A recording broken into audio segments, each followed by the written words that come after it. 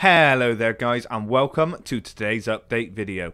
Now today we're going to be taking a look at what is coming in the update on the 16th of March 2017. Now just note that today is not a forced wipe, however community servers may wipe if they choose to. So the first thing that I have for you guys today, you can see it right in front of me, it is the spinning wheel. Now this will cost you 150 metal fragments to craft. Now as you can see here, we can just spin it by pressing E. If we hold down E, you can set it for anybody to be able to spin or turn it back off. And you can paint it exactly like a sign, so you can paint it just however you like. And then you can lock edits just like you would be able to with a sign. Sadly, the next two big updates that I'm going to talk about, I can't actually show you. One of them isn't working and one of them would rely on heavy random number generation.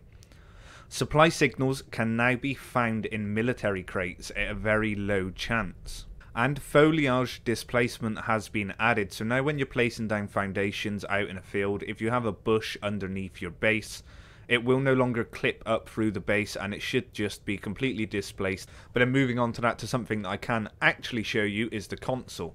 So now if we take a look in here, we can actually see that the console is now completely redone. It now takes up the full screen and you can quickly go through.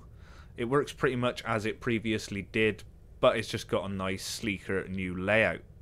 Sadly also I can't show you this next update, but the death pit in the caves now has a little area where you can walk out of it or walk down to it to retrieve your loot. The damage on it is also being increased so that it will kill fully geared players.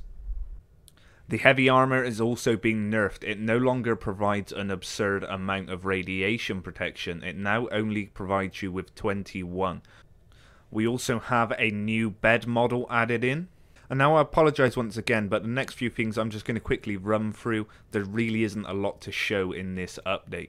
So we now have a potential fix for the helicopter issues. Now as everybody knows, helicopters have been flying around shooting a whole heap of rockets, doing a lot of damage and doing 180 random turnarounds in shots, so hopefully this will be fixed with this update. The locker will now also be easier to place.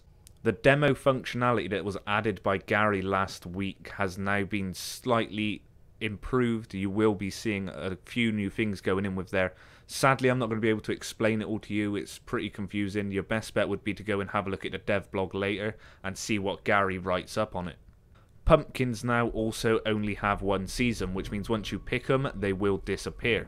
And many of you may have already seen this over on Twitter or on Reddit. The Workbench Tier 1 has had its prefab and textures added in. Though it's unsure whether it will actually make it into the game before the update hits, it currently isn't within staging branch. So that is another one you're going to have to take a look over at the dev blog for. And we've had a lot more optimization this week. Now you'll be noticing a lot of improvements in many areas, especially when you are shooting. And then moving on to a couple of things that we found out this week that will be coming in the future and are currently being worked on. The airfield is going to have sewers and a bunker underneath it, and that is currently in the works. Now don't expect to be seeing this week or next week. The earliest it could possibly be in is the first update in April.